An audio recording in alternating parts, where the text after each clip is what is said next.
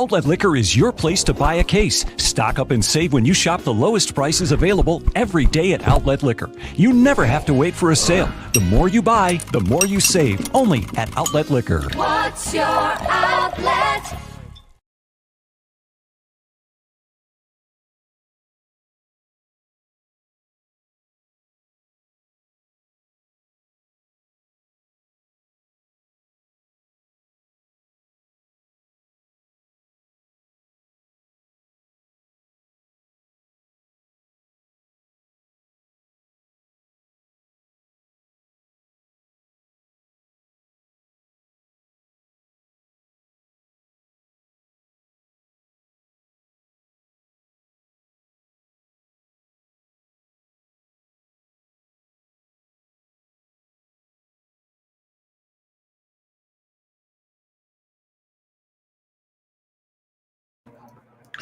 Welcome, everybody, to another sixth losing edition of I'll Hang Up and Listen.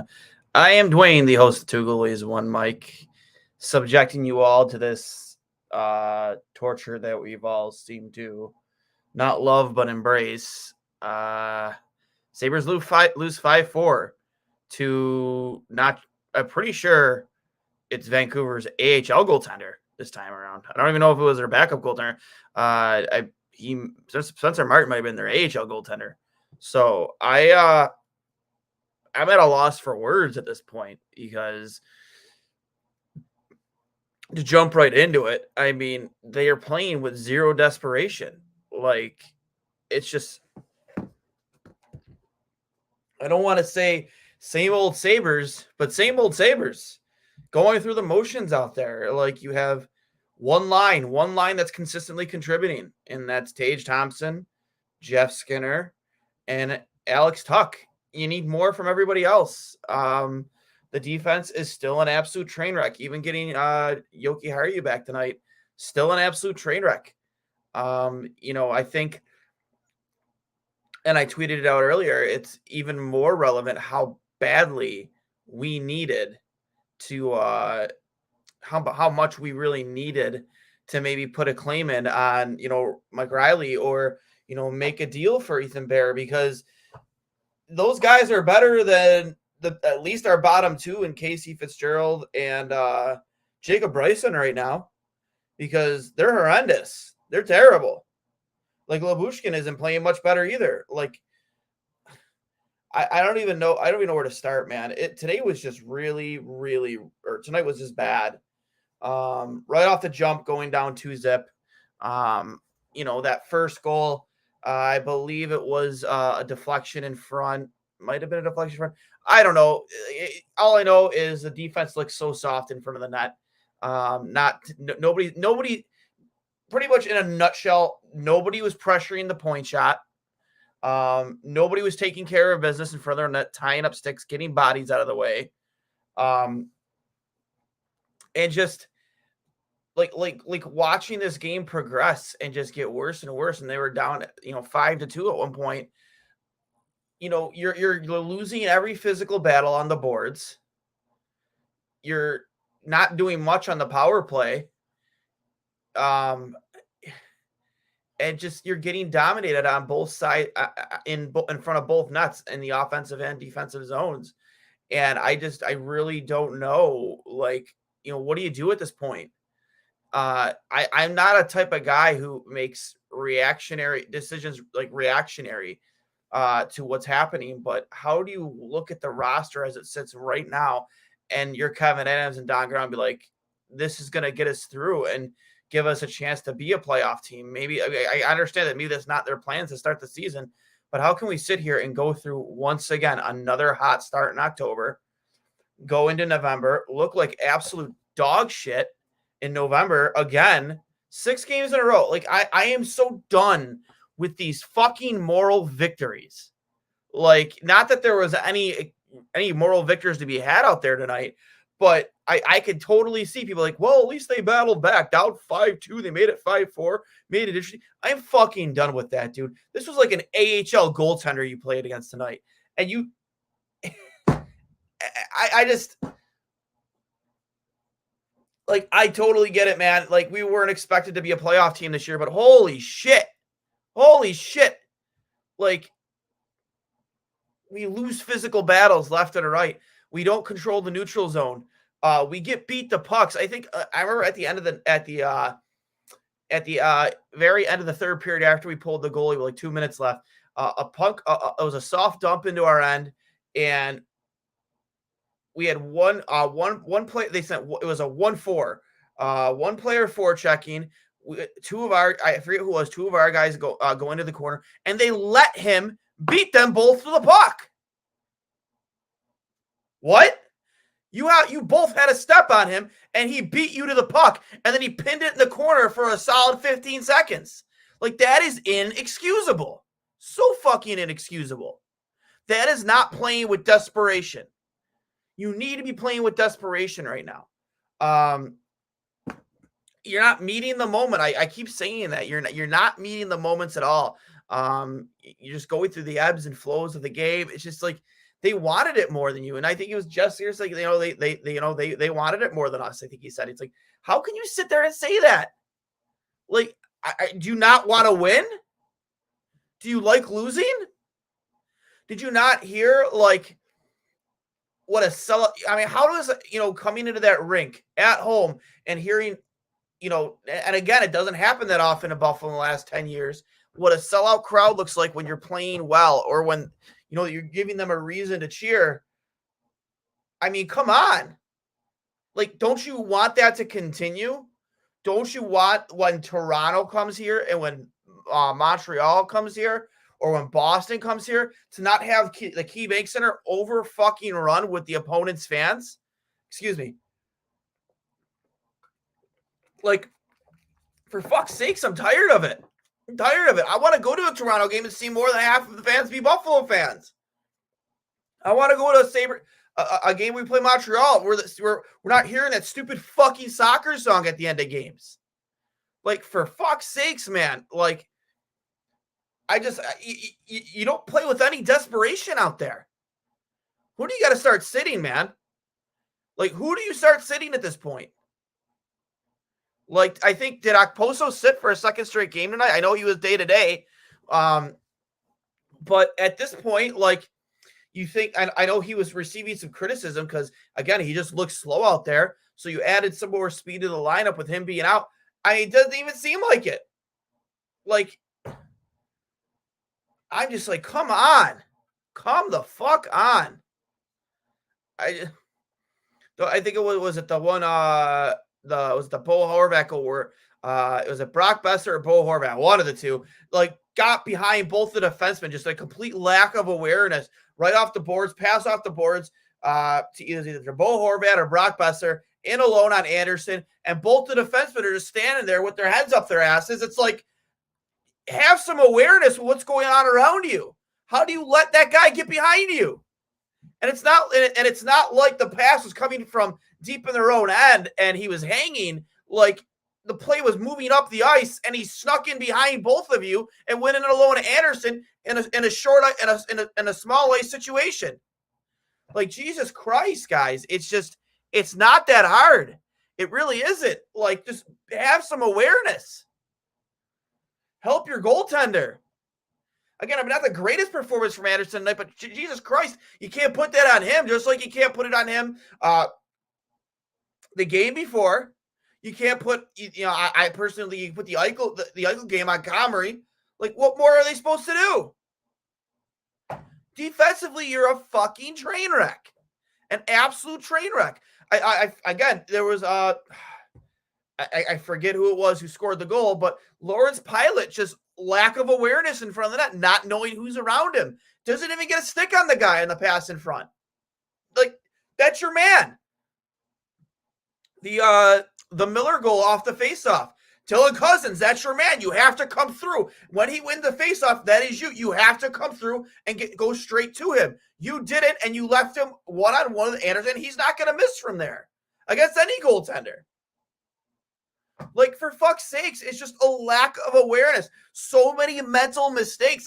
This shit's hockey 101. When you lose a defensive draw, I believe that was on the power play for them. You need to come through, go to the man who's up high, and you take your man. Don't like you went to your winger who wasn't even involved with the play, and there's Miller just standing there alone, one-on-one with the goaltender.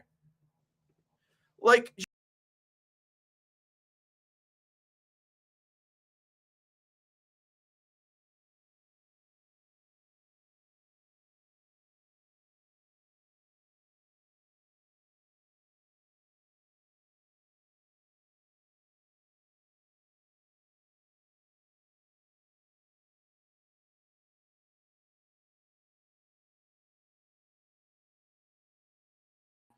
sorry about that. I don't know why I got booted out of the room. But like these are just mental mistakes. These are not difficult.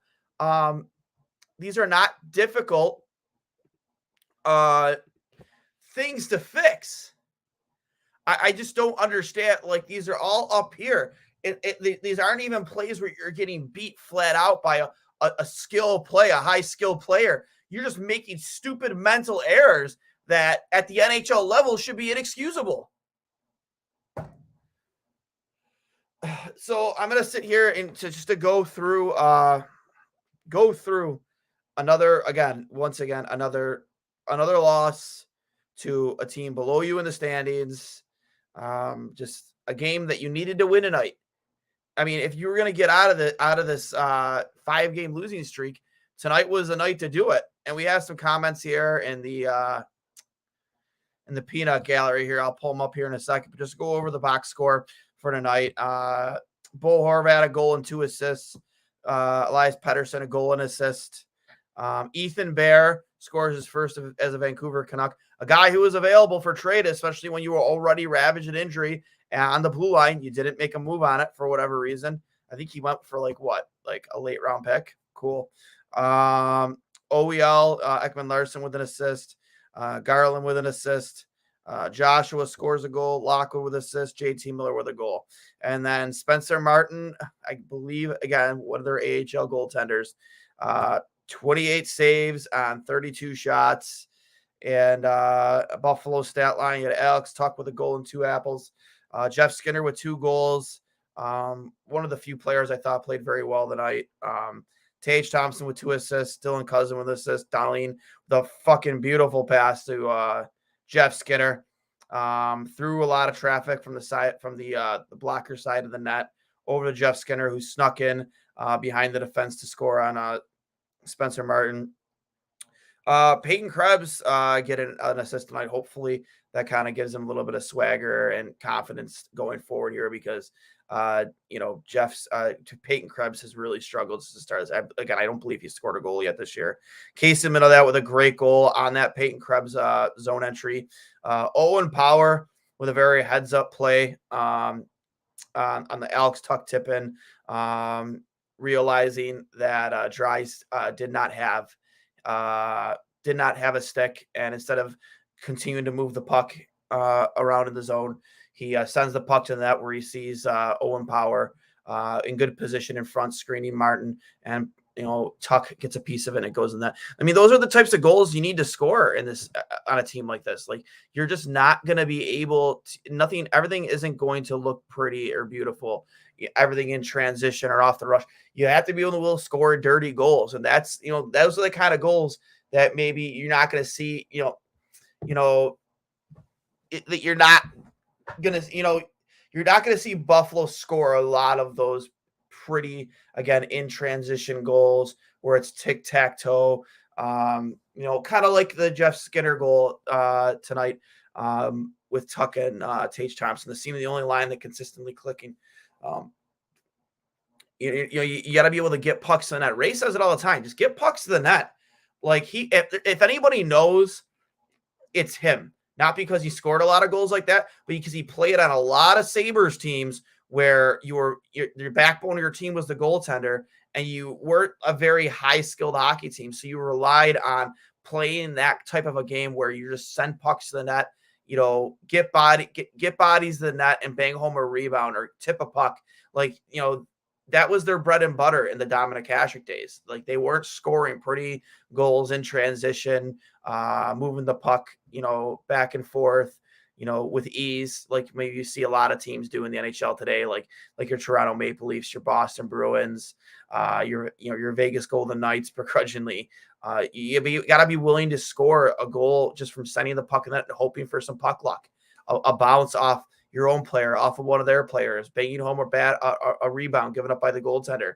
That's where this team is going to succeed. And once they start realizing that, they're going to start winning games again. Like, we are not that team yet. And one thing I do want to get to, as stated in the title, of tonight's I'll Hang Up Listen, Dylan Cozens is not ready to be a second line center. And 1 second. I've been saying this since the end of last season. I think Kevin Adams should have made a hard push to go find a guy, a veteran, kind of like you tried to do with Eric Stahl, but he was well past his prime. He was a little checked out. He didn't want to be here. You need to go find a center that's willing, not exactly, past their prime, but their better days are behind them. And I think that would help this team a lot. And Dylan Cozens would benefit a lot being a third line center, a checking line center. I know people don't like to say like the checking line, but that is still a thing, man. And the good thing is he still has scoring ability, and there's no reason that you can't put him in a third line role and have him flourish in that role. I've been saying it since last season. I think if you have that type of depth down the middle, you go get a good second line center, and you have the ability to slide a Dylan Cozens down to be your third line center. I think you're doing really well for yourself, because it's extremely, extremely, extremely difficult to win in this league and sustain success if you can't have depth down the middle. Being able to have Tage Thompson, fill in, move into that first line center role last year, which was something none of us expected. Was such like a relief, to find that guy, within your own organization, not having to draft him again, and hoping that, like, kind of like we did with Jack, hoping that he could be that guy sooner rather than later. You already had him, thankfully, and Don Granato was able to help him develop into the player he is now. But you definitely need a guy on your second line to lead the way up the middle. We don't have that guy right now. I love Dylan Cozens, and I think he will be that guy someday. He's just not that guy right now, and I think they're asking him to do a lot. And again, I'm not saying that he's like not good enough to be a second line center. He's just not ready to be a second line center, and you kind of see it. When he went in the offensive zone, I don't think he has that playmaking ability yet. He has that, I think of Dylan Cozens. I think of Michael Pekka. He reminds me a lot of Michael Pekka. He will be a top two line center at some point in his career. He's just not ready to be there yet. He hits hard. He plays with a lot of edge. He sticks up for his teammates. The skill is there. We've seen it. I just think he still needs a little bit more time to develop in a bottom six role. I think less is more with him. Less ice time is more. Let him continue to develop on the, in a third line role. Give him some second line power play minutes, some penalty kill minutes, and let him work his way into that second line role next year. I personally believe that that's one of the things that, outside of obviously the blue line, that I thought Kevin Adams needs to address sooner rather than later, is to find a real, and again, it doesn't have to be a guy who's going to come in and put points on the board immediately and step in and just be an immediate pass. You just got to go find a veteran centerman out there who can step in and add some depth for you in your top six, and not your top nine, essentially, because then it gives you the ability to drop. Again, the disparity in skill between Dylan Cozens and whoever this center is, it doesn't have to be massive. Doesn't have to be massive.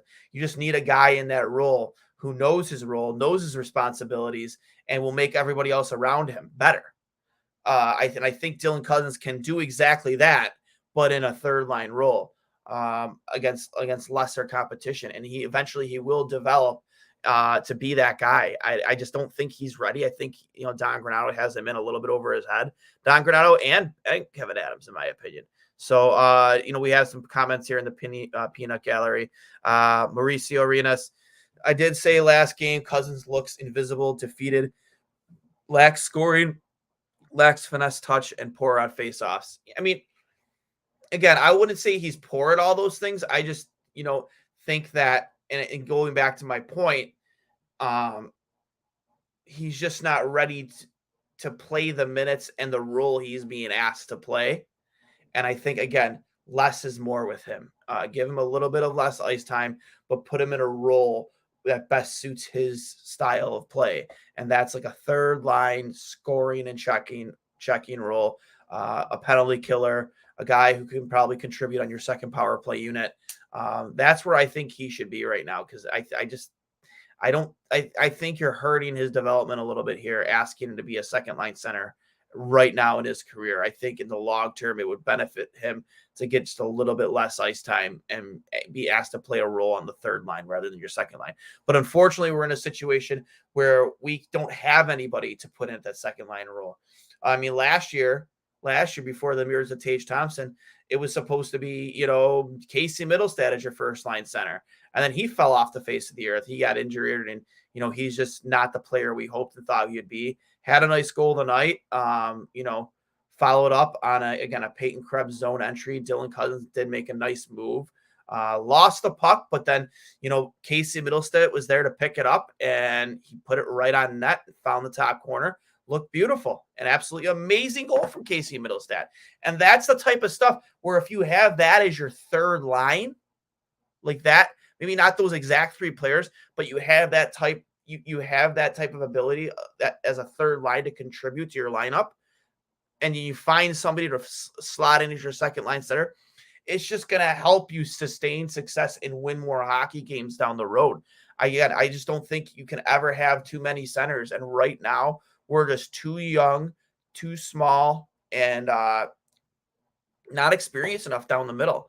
I mean, your most veteran center right now is Zemgus Girgensons, who I believe is, on your fourth line. If he's not, sometimes they have him playing the wing. But outside of him, it's Tage Thompson. He played center for the first time of his career in the National Hockey League last season. So I really think that, if looking outside the organization, if you're going to make a move here soon, I think it needs to be at center for sure. Hopefully, I'm not sure the timeline on Samuelson right now, how much longer it'll take for him to get back. I know he's still a few weeks away, but I mean, and then the blue line just needs an absolute overhaul with its bottom pairing.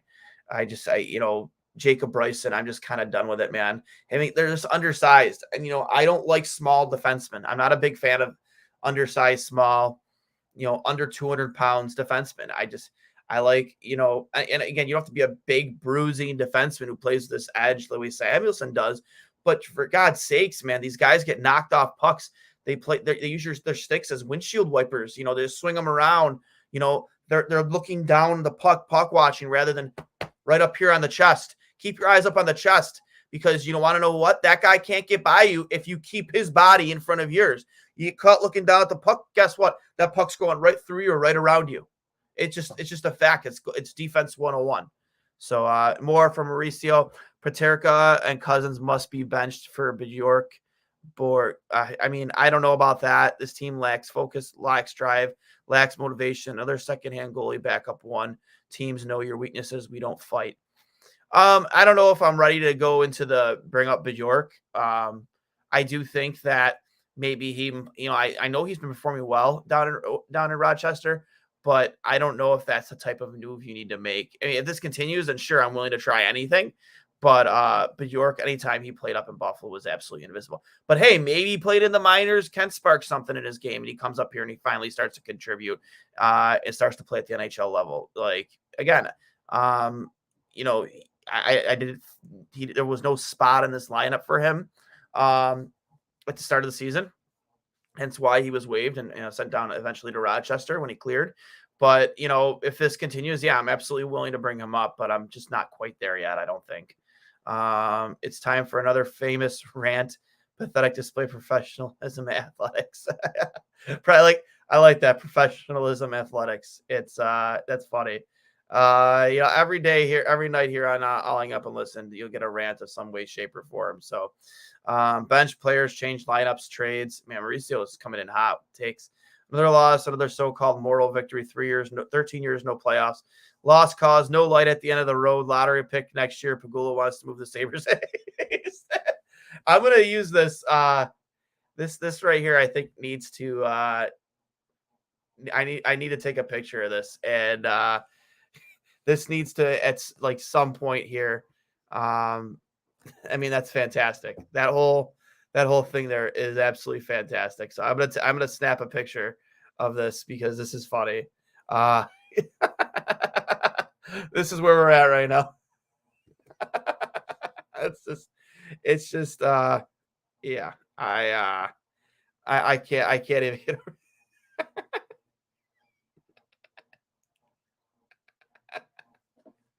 Oh my God, that's great.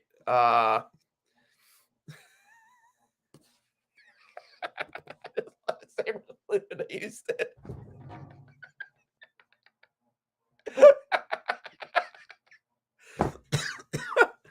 Oh, Sabres are going to Houston. God damn. I would lose my mind. I would never watch hockey again.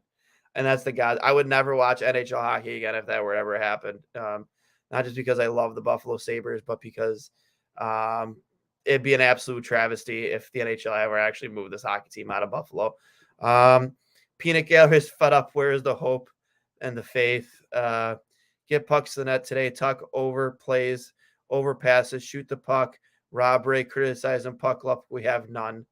And again, I said that earlier. Like you're not the type of skilled enough team where you're going to being able to score so often in transition or off the rush or make the ticky-tack-toe play. I know sometimes I wish Cully would do these because he always knows the best way to word this. His way with words and explaining things in detail. And he does do that a lot better than I do. The way he's able to articulate certain things, but but that's exactly it. You're not that team right now. You just got to get pucks to that and bang away. Score the garbage goals, right? A little Mighty Ducks reference. Clean up the garbage in front. Cozens doesn't have scoring touch period. Time to trade Cozens. All right, Mauricio. I think you're right. I'm almost to the point of muting you, bud. I appreciate all of your takes here, and you sit here with me enjoying. But the trading Cozens. No, we're not trading Cozens. Middlestat, I'm all on board with that. 100%. I'm all board with trading Casey Middlestat because again, he has had I think 2 goals in the last 3 games, but the same breath, he's very inconsistent. He gets knocked off the puck way too often. He is weak on the boards. He is weak in front of the net. He's just undersized to me, and I think that in order for his game to improve to the player that we hope he could be, he just needs to do it in the weight room, in my opinion. Adding that size and that muscle is just going to improve not just your swagger, not your size on the ice and your strength, but it improves your confidence and your swagger because you are bigger. And you come into you realize you're not getting knocked off pucks so easily. You realize you are putting up a battle against players that are bigger than you. And Casey's just not that guy. He's not skilled enough to be that guy where he can get away with being undersized. And I'm not a huge fan of his, his skating ability. I don't think he's a great skater. Below average in my opinion, but I just there's so much stuff that needs to be fixed with Casey Middlestat, but I think a lot of stuff could be fixed just by putting more work in off the ice, and that's just my opinion. I don't know Casey. I don't know what he does do off the ice, but you came into camp, again on NHL.com and most of our websites, he's still listed under 200 pounds. You're at year 6 in the NHL. You should be at least 205, 210, 215. He needs to put on at least 15 pounds of muscle, in my opinion. to be able to survive in the long term in the NHL, because the way he is right now, it's just not going to happen. But yeah, I don't know where to go from here with this hockey team. It is depressing. They fall to 7-9. Next game is tomorrow night against the Ottawa Senators, a game that you need to win. You're going on the road in Ottawa, a team that, let's see here where they sit in the standings. They won their last game. They lost yesterday to the red hot New York Islanders. They lost 4-2. And then they won last Saturday against the Philadelphia Flyers. So, I mean, they're 5-8-1. Let me see here. They are 5-9-1. I apologize. 5-9-1. So they sit below you in the standings. But again, they're a tough team to play against. Brady Tkachuk always seems to give Buffalo problems. We have problems against teams' top lines and top line players. That is no secret. It was evident tonight too. Brock Besser and Bo Horvat, JT Miller and Elias Pettersson, they gave you problems. We are horrendous against teams' top lines. We need to find a line that you could put out there and match up with that. And personally, I would love for it to be a combination of Dylan Cozens and somebody else, a line that can go out there. And I hate to mention him twice in one episode, but the way Michael Pekka used to do it, like he would go out there against the team's top line players and he would shut them down. I remember when Alexei Yashin used to come to Buffalo when he did play with Ottawa, and Pekka would shut him down, absolutely shut him down, grind him out, play with an edge, play physical on him. The Senators, Yashin, the guys like that, they hated coming to Buffalo because they knew it was going to be a tough physical game. And that's what Buffalo has been lacking for a long time. That physical side of hockey, and it's not dead in the NHL. And I hate how people seem to think it is. I think there is such a place for it in the game still. No, obviously not with fighting, but having a checking line, having a gritty, borderline enforcer like Ryan Reeves. There are places for those guys in this league, and I just, for me, it's just this team desperately needs a guy like Keegan Colasar, a guy like Nick Delorier, or Ryan Reeves. Like, those guys have value in the NHL. I don't care what anybody says, they do.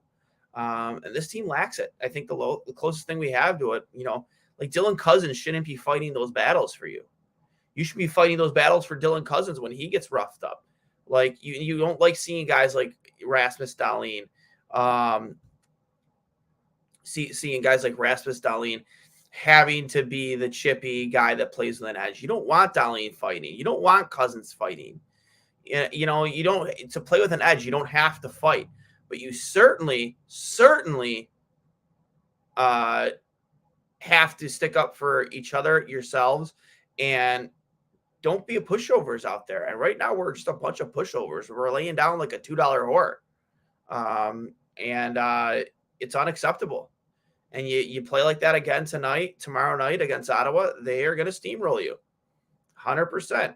At this point, I can only assume we'll probably get their backup goalie. I'm not sure. Cam Talbot played in their last game with a 4-2 loss to the Ottawa Senators, to the New York Islanders. So not sure who we get, if it'd be Talbot again, with a couple nights rest.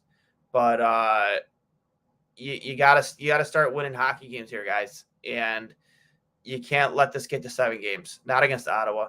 If there is a game to really, get your swagger back and get your confidence back, maybe. And again, I am not fucking giving moral victories here, but maybe build off that what semblance of was a comeback, take it in the next game, and just go and fucking steamroll the Ottawa Senators. They're below you in the standings for a reason. They're not ready yet. But again, there is a lot of skill on that team. Again, in Brady Tkachuk, Stutzel, Claude Giroux with that veteran leadership that he brings to the team. And then let me see who else. They got Jake Sanders. Is that Jake Sanderson? Yep, Jake Sanderson, former first-round pick, USNTDP standout. I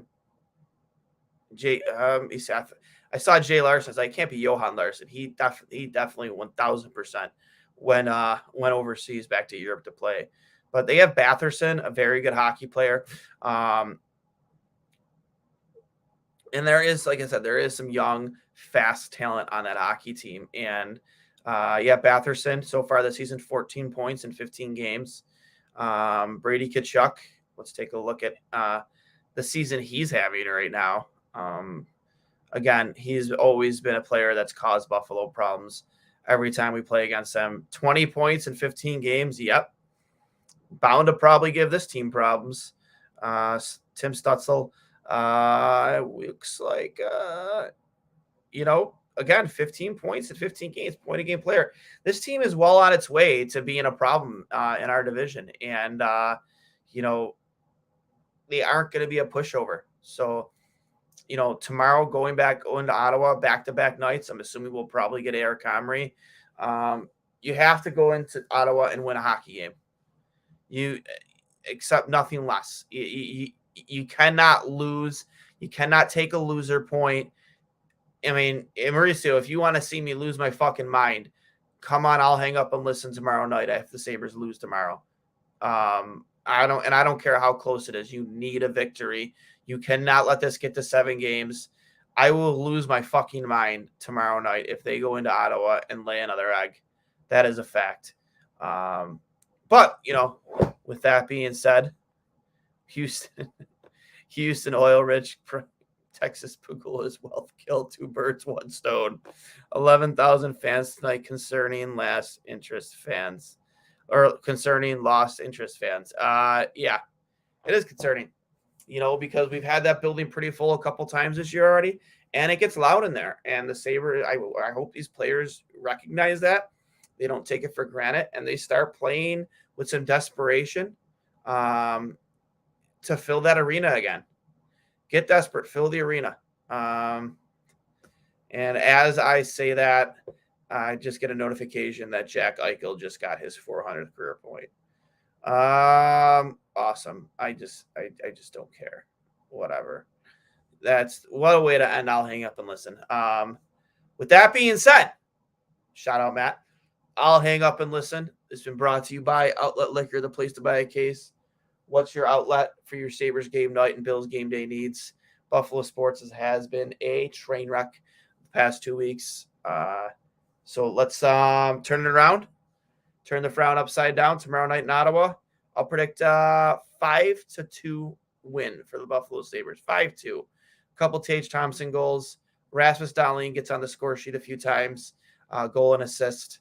And Eric Comrie turns things around for himself and gets back into his winning ways. And, we start to turn this season back around. So with that being said, I'll hang up and listen. You guys enjoy the rest of your night. Get some sleep. We'll see you here tomorrow night. I'll talk to you later, and let's go Sabres.